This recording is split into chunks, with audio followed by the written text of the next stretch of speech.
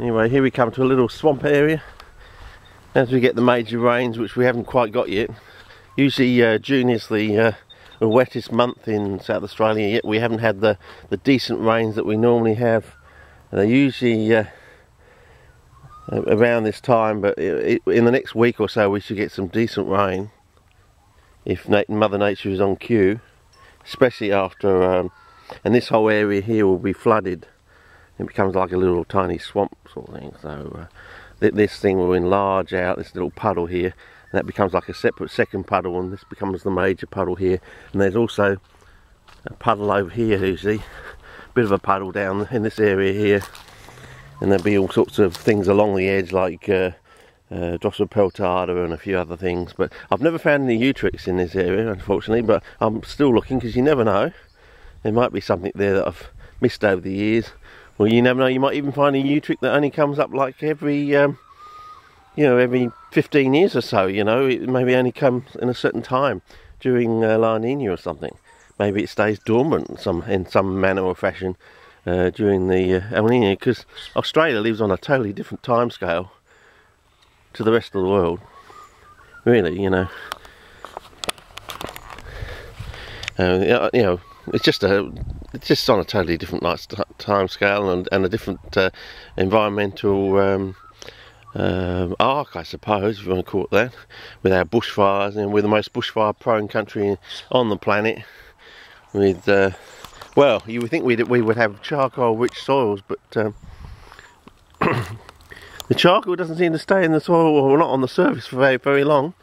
And I'm always saying, well, you don't see too many koalas coming into the veterinary clinics, you know, coughing up lumps of coke, so where the heck is the carbon going? It must be going back into the atmosphere, or being incorporated in some other manner or fashion. There is some sort of cycling of the carbon from the charcoal and bushfires in some manner. Here we got,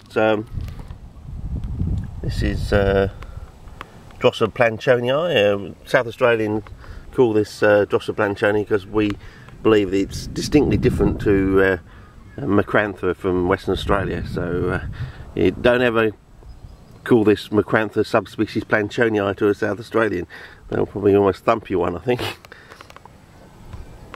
Especially if you grow it from seed. You'll notice if you grow this from seed compared to the normal Macrantha, you'll notice it's different. I think people need to look at the little snap tentacles on the young seedlings. As you probably know, that most Drosera, the snap tentacles on the seedling plants are usually more indicative of their phylogeny. It's what's it? Ontology recapitulates phylogeny. In other words, by looking at the early life parts or life cycles of our organism, you actually retell the history of the organism as it evolved, in a way. So if you look at the seedling stage of a Drosera, it sort of harks back to what it probably used to look like and evolved from, or away from, in the past, in the distant past. So, you know, looking at the seedling stage maybe like looking back 500,000 years or something like that. In a way, it's not strictly true, but you know, it does have some merit to it, this theory.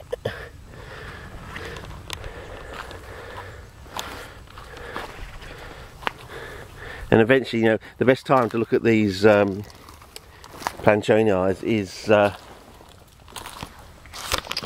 in the like the third week of August. You can see the sky here is getting a bit sort of darkish.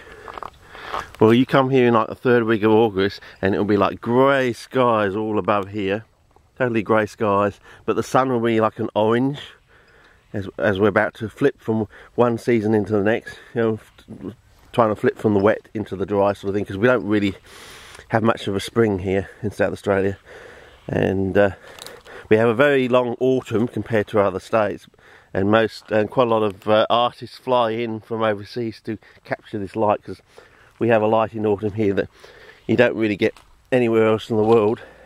I mean, they talk about the Venice light, well, they also talk about the South Australian light here, and we have a lot of artists that fly in in autumn to capture the light, whether it be on canvas or photography. It's very nice.